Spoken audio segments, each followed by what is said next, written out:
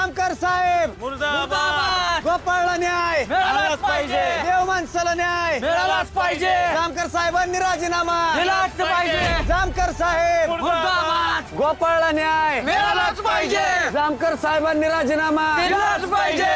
जामकर साहेब मुर्दाबाद. देव माणसाला न्याय मिळालाच पाहिजे.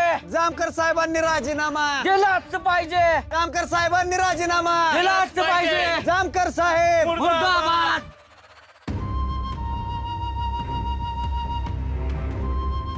जामकर साहेब तुम्ही आमच्या या निष्पाप गोपाळला पकडून चांगलं नाही केलं. देव माणूस आहे आमचा त्यो. तुम्हाला त्याला सोडावंच लागल आणि आमच्या प्रश्नाचे उत्तर सुद्धा तुम्हाला द्यायला लागतील आताच्या आता.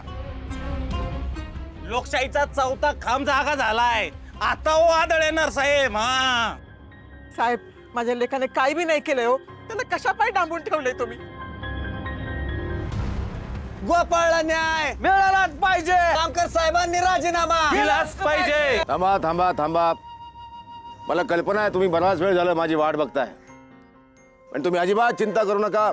तुम्ही अजिबात काळजी करू नका.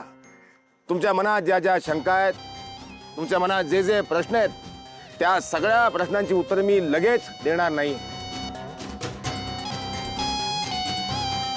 पण मी तुम्हाला म्हणालो की जेव्हा केव्हा मी तुमच्या समोरील या टेलरच्या बाबतीत सबळ पुरावे घेऊन येईन. आलोय. अहो माझ्या लेखाने काय बी गुन्हा केला नाही, मग कसले पुरावे घावतायत तुम्हाला. आणि जर घावले असते तर दाखवा आम्हाला पुरावे. बघायचेत आम्हाला. आम्हाला बघायचे पुरावे. बघायचं आहे आम्हाला. ते पुरावे म्हणजे काय कबूतर आहे तुम्हाला दाखवायला? शांततेचं प्रतीक पांढरे कबूतर. तरीही मी तुम्हाला शब्द दिला होता, पुरावे दाखवतो. वेट. ही लालीची चेन, याच्यावर रक्ताचे डाग आहे.